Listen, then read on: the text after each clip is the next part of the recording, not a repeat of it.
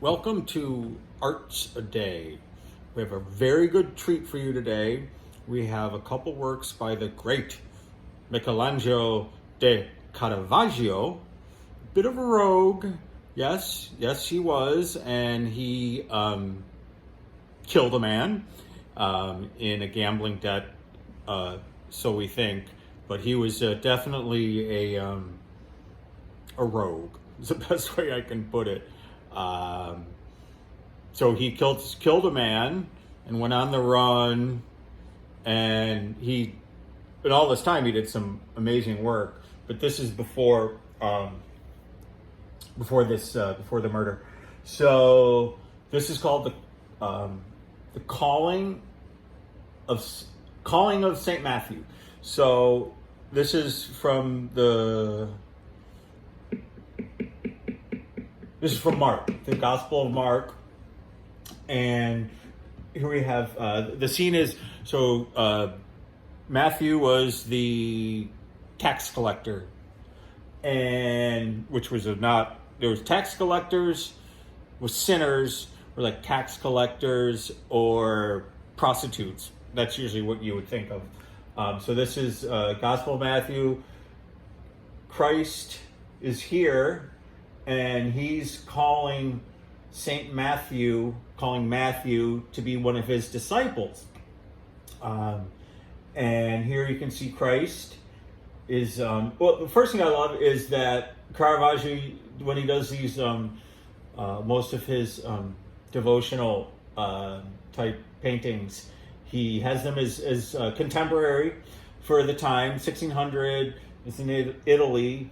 Wearing contemporary clothes for men of some means. They're not peasants, they're professionals. They're in a customs house. So they have the sword here and nice clothes.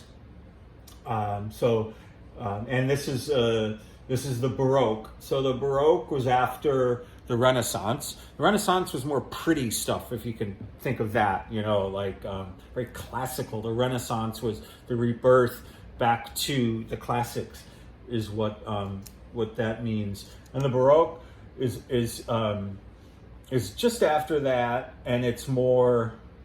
Baroque means. What does it mean? Something like a damaged pearl, or something about a pearl not being perfect. Renaissance is perfect pearl, Baroque is not. And they use a lot of the, it's called chiaroscuro, the light and the dark. So that's, and Baroque is usually these, lots of movement, and not garish, but big kind of thing. Think of big, that's what I think of. So we have the play of the light is Christ pointing to, is it him? Is this St. Matthew? Is he pointing at himself? Or is he pointing at this young man who's counting the change? That's the question. It's just that everyone, except for this guy's looking down at the coins, and the light is coming in and is pretty much illuminating this man. And he's saying, are you pointing at me? Or is he pointing, saying, oh, is this the guy? And the light, very typical of Jesus, I am the light, I am the way. And you'll notice too, his hand here is almost exactly like Michelangelo, the great Michelangelo from Sistine Chapel, when God is, with Adam over here, just about to give life to Adam. So is Christ the new Adam? But this is definitely, anyone who saw that would recognize that. This is absolutely a copy of that. And he loved, of course, his namesake, Michelangelo. So here, what do you think? See, I personally think, this is mine, that he's pointing at this guy saying, is this the one? And I think he's just about to look up. You can see the action. Everyone's looking towards him, except for this guy and him. And it's at that moment. And Caravaggio is great with these at the moment type things. I think it's him. And you can be whoever you want. That's what's great. And you can tell here too, which is wonderful, the bare feet. This is St. Peter. This is Peter. The bare feet of Christ and Peter. And you see, Christ has this little beard, very handsome man. And he's pointing to, but see, his point is going that way. So I think that's what that's going on there with chiaroscuro, light and dark. I just love the light coming in, and maybe he wants us to think, who is it? Who is he pointing at? And we move on to the next one. This is called the Supper at Emmaus. And this is from, there's two, this is from Luke.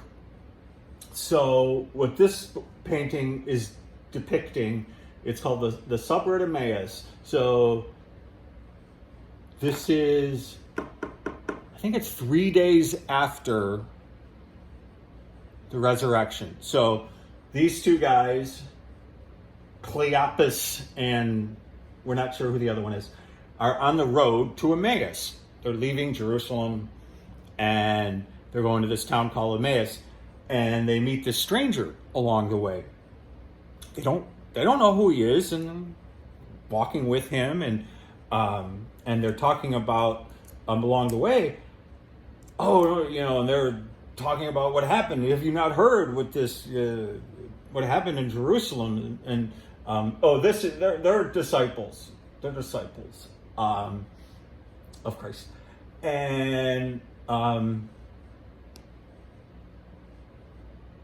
they're telling the story. What happened? Have you not heard? And then as they're getting towards Emmaus, this stranger is going to keep on walking, and they say, "Stay with us, for it is almost evening. For it is evening, and the day is almost over." I love that quote.